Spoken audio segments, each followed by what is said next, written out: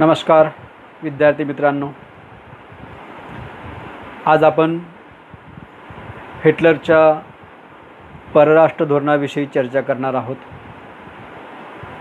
तुम्हाला माहीतच आहे की हिटलर हा जर्मनीचा हुकुमशहा होता आणि त्याच्या हुकुमशाही प्रवृत्तीमुळेच जगाला दुसऱ्या महायुद्धाचा सामना करावा लागला। या दुसऱ्या महायुद्धाच्या कारणांचा अभ्यास केल्यास आपल्याला असं दिसून येईल की हिटलरच्या परराष्ट्र धोरणामध्येच दुसऱ्या महायुद्धाची कारणं ही दडलेली होती आणि म्हणून हिटलरचा परराष्ट्र धोरण अभ्यासणं हे अतिशय गरजेचं आहे। हिटलरच्या परराष्ट्र धोरणाचा अभ्यास करण्यापूर्वी आपणास हिटलरविषयी थोडक्यात जाणून घेणंही आवश्यक आहे। मित्रांनो, हिटलरचा जन्म हा ऑस्ट्रिया या देशामध्ये झाला। सन 1889 त्याचा जन्म ऑस्ट्रियात झाला। त्याचे बालपण अतिशय गरिबीत गेले।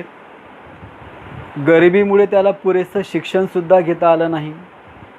एवढंच नाही तर उदरनिर्वाह करण्यासाठी त्याला रंगकाम, बांधकाम इत्यादी मजुरीचे व्यवसायसुद्धा करावे लागले।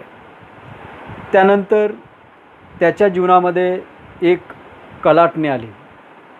तो ऑस्ट्रिया सोडून म्युनिक या जर्मनीमधील शहरात आला आणि इथं आला असताना त्याचं वृत्तपत्र वाचन सुरू झालं आणि त्यातूनच त्याच्या असं लक्षात आलं की जर्मन वंश हा जगातील एक श्रेष्ठ वंश आहे आणि या वंशाला जर्मनीमध्ये सत्ता संपादन करण्याचा अधिकार आहे आणि त्यातूनच तो कट्टर प्रखर जर्मन देशभक्त बनला, राष्ट्रभक्त बनला। याच राष्ट्रीय भावनेतून त्याने पहिल्या महायुद्धामध्ये सुद्धा जर्मनीकडून सहभाग घेतला, परंतु पहिल्या महायुद्धामध्ये तो जखमी झाला आणि दवाखान्यामध्ये त्याला भरती करावं लागलं। तिथेच तो असताना त्याच्या मनामध्ये जर्मनीत एका नवीन पक्षाची स्थापना करायची आणि जर्मनीला पुन्हा स्वतःच्या पायावर उभं करायचं असा त्यानं ध्यास घेतला। त्यानंतर पहिलं महायुद्ध झालं आणि पहिल्या महायुद्धामध्ये जर्मनीचा पराभव झाला। जर्मनीचा पराभव हा जर्मन सैनिकांमुळे झाला नाही तर जर्मन सैन्यामध्ये असणाऱ्या ज्यू अधिकाऱ्यांमुळे झाला असा समज हिटलरचा झाला आणि त्यामुळेच तो नंतर कट्टर ज्यू लोकांचा शत्रू बनलेला आपल्याला दिसून येतो। त्यानंतर 1920 हिटलरने नाझी पक्षाची स्थापना केली। या नाझी पक्षाचा प्रचार प्रसार करण्यासाठी त्याने अनेक प्रयत्न केले। त्यासाठी त्याने नाझी पक्षाचं उद्दिष्ट ठरवून दिलं। त्याच्या नाझी पक्षाचं उद्दिष्ट असं होतं, जर्मनीला पुन्हा स्वतःच्या पायावर उभं करणे, त्याचबरोबर व्हर्सायच्या तहामध्ये जो जर्मनीचा राष्ट्रीय अपमान झाला त्याचा बदला घेणे, त्याचबरोबर जर्मन वंश हा श्रेष्ठ वंश आहे हे सिद्ध करणे आणि या आपल्या नाझी पक्षाचा प्रचार प्रसार करण्यासाठी हिटलरने एक संघटनासुद्धा स्थापन केली। त्या संघटनेचं नाव होतं युगेंड हिटलर। या संघटनेच्या शाखा जर्मनीमध्ये गावागावात स्थापन करण्यात आल्या। या शाखांच्या माध्यमातून संपूर्ण जर्मनीमध्ये हिटलरने आपल्या नाझी पक्षाचा जोमाने प्रचार आणि प्रसार केला आपल्या विरोधकांचा बंदोबस्त करण्यासाठी हिटलरने एक गेस्टापो नावाची गुप्तहेर संघटनासुद्धा स्थापन केली होती. या गुप्तहेर संघटनेच्या माध्यमातून हिटलरने आपल्या विरोधकांचा बंदोबस्त केला आणि अशा पद्धतीने हिटलर हा नाझी पक्षाच्या माध्यमातून जनतेच्या समोर आला. अमोघ अशी वक्तृत्व शैली त्याला लाभलेली होती. त्याच्या भाषणाने लोक प्रेरित व्हायची आणि त्याच्या भाषणामध्ये जर्मनीचा झालेला राष्ट्रीय अपमान आणि त्या राष्ट्रीय अपमानाचा घेण्यात येणारा बदला या सगळ्या गोष्टींवर तो भर द्यायचा. आणि अशातच 1923 हिटलरने जर्मनीमध्ये अस्तित्वात असलेलं प्रजासत्ताक उलथून टाकण्याचा यशस्वी प्रयत्न केला. त्याचा प्रयत्न यशस्वी झाला नाही आणि त्यामुळे त्याला जर्मन सरकारने कैदेत टाकलं आणि कैदेत असतानाच हिटलरने त्याला मिळालेल्या निवांत एकांत अशा वेळेचा उपयोग केला. त्याने तिथं आपले आत्मचरित्र लिहिलं. त्याच्या आत्मचरित्राचं नाव आहे माइन काम्फ. माइन काम्फ म्हणजेच माझा लढा. या ग्रंथामध्ये हिटलरने आपल्या नाझी पक्षाची उद्दिष्टे, ध्येय व्यक्त केली. एवढीच नाही तर भावी जर्मनीची रूपरेषा ही सुद्धा त्याने आपल्या या आत्मचरित्रामध्ये लिहून ठेवली. त्या काळामध्ये हिटलरच्या या आत्मचरित्राचा जर्मनीमध्ये खूप मोठ्या प्रमाणात प्रचार आणि प्रसार झाला आणि त्यामुळे त्याची शक्ती अजून वाढली. त्यानंतर आपल्याला असं लक्षात येईल की या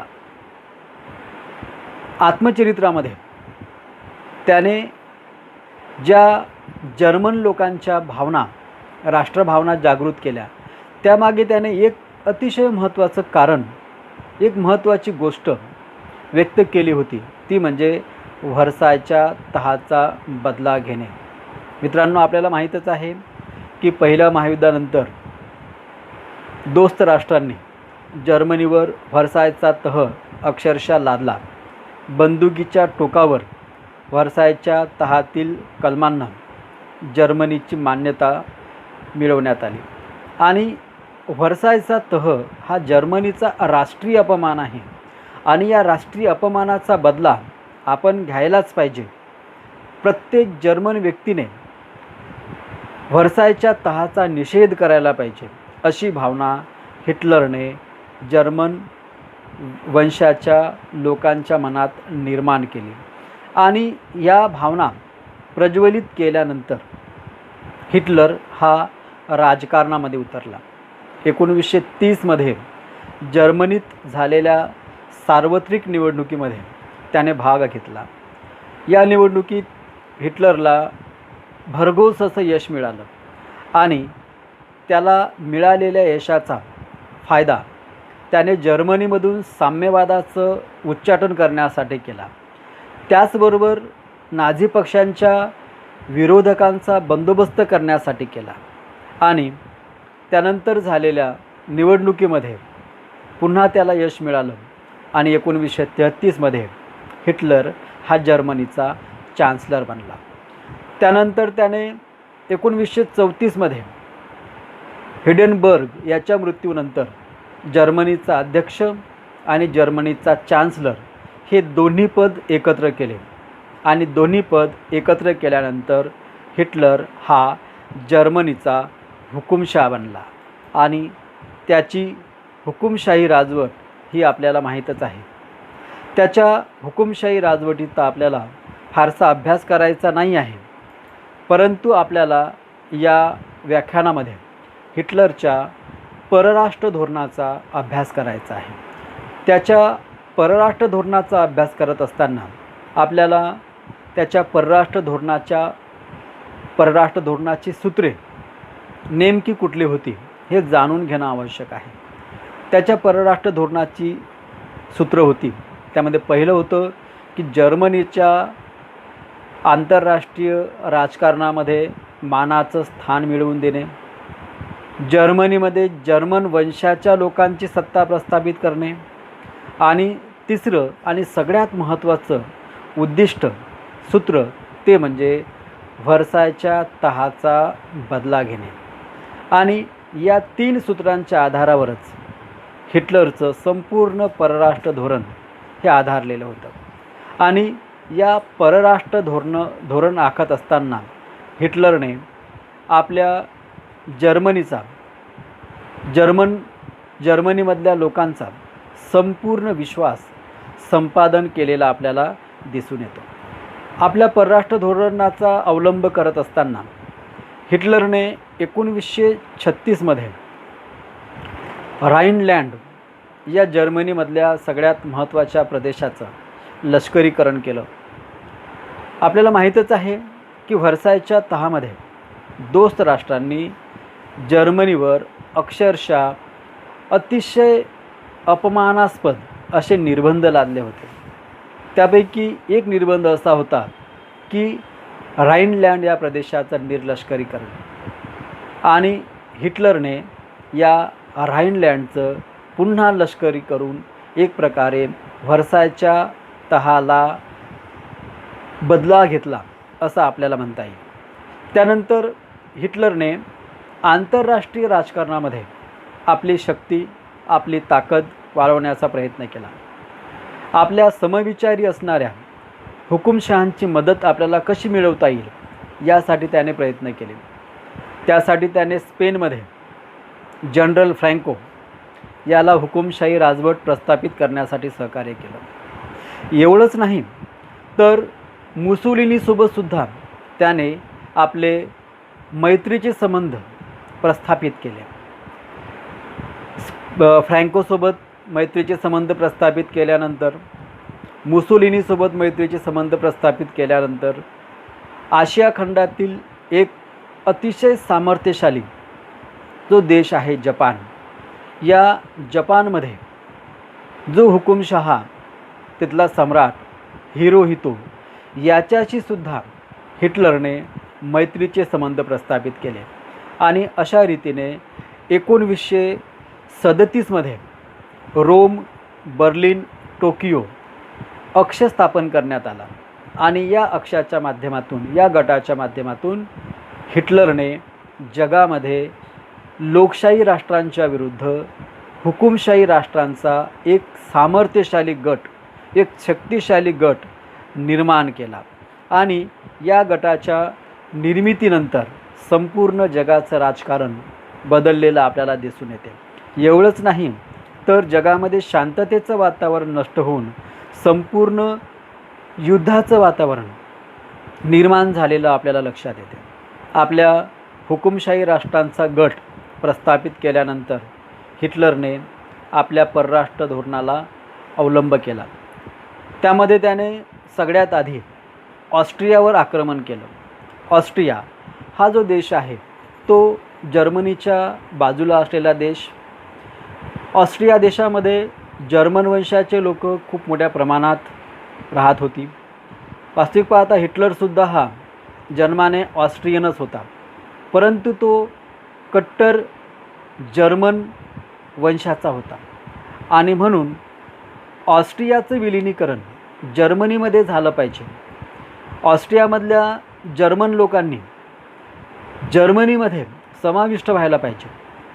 म्हणून त्याने ऑस्ट्रियामध्ये नाझी पक्षाचं वर्चस्व वाढवलं.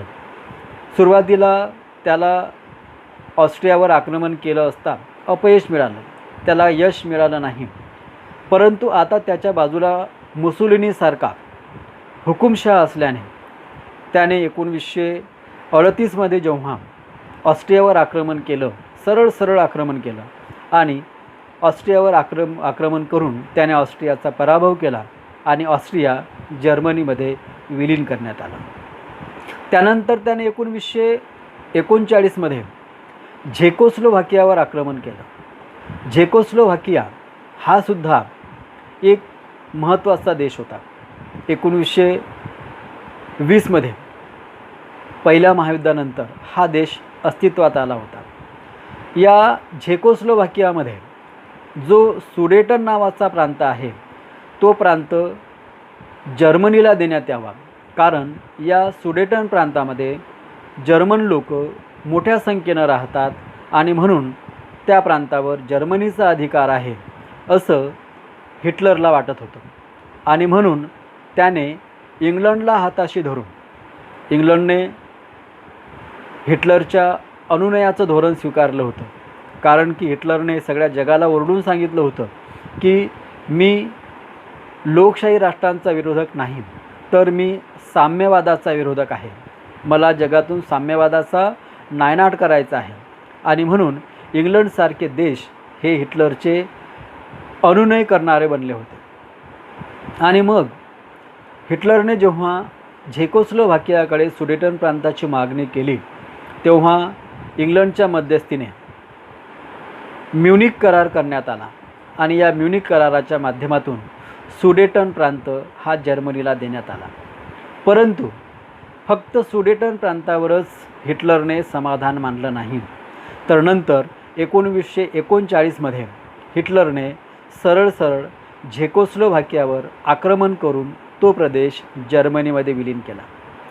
त्यानंतर दुसऱ्या महायुद्धाची सुरुवात होण्याची लक्षणं आंतरराष्ट्रीय राजकारणामध्ये दिसू लागली. जर इंग्लंड, फ्रान्स यासारख्या राष्ट्रांचा संघर्ष करायचा असेल, त्यांच्याविरुद्ध लढायचं असेल, तर आपली पूर्व बाजू मजबूत करणे हिटलरला आवश्यक होतं.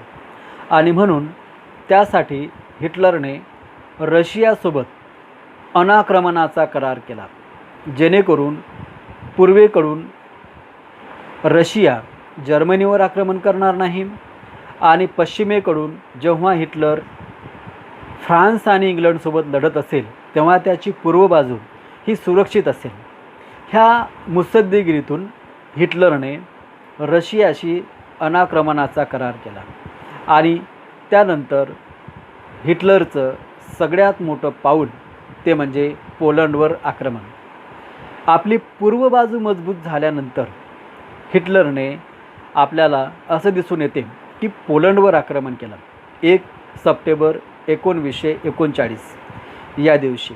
आणि हिटलरचं हे पोलंडवरील आक्रमण हे अतिशय महत्त्वाचं ठरलं, कारण की या आक्रमणानंतर लगेच दुसऱ्या महायुद्धाला सुरुवात झाली. कारण सुरुवातीला हे युद्ध जरी जर्मनी आणि पोलंड या दोघांमधलं असलं तरी झालेल्या करारानुसार पोलंडच्या मदतीला फ्रान्स आणि जर्मनी आले आणि इकडे जर्मनीच्या मदतीकरिता इटली आणि स्पेन आले, जपान आले.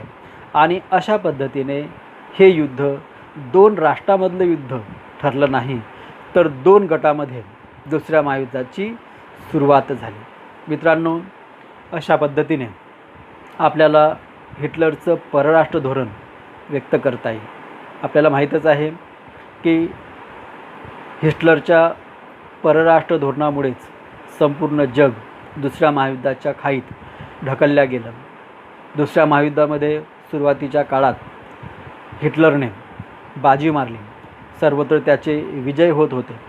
परंतु हळूहळू मात्र हिटलरची शक्ती कमी होत गेली आणि त्यातच अमेरिकेसारख्या तटस्थ राहिलेल्या राष्ट्राने जेव्हा दुसऱ्या महायुद्धामध्ये दोस्त राष्ट्राच्या बाजूने प्रवेश केला, तेव्हा मात्र हिटलर हा अगतिक झाला.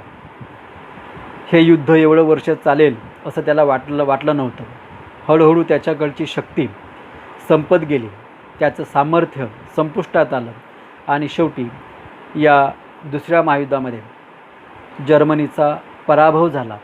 हिटलरला स्वतः आत्महत्या करावी लागली आणि या सगळ्या गोष्टीसाठी हिटलरचं परराष्ट्र धोरण हे कारणीभूत होतं असं म्हटल्यास वावगं ठरणार नाही. धन्यवाद.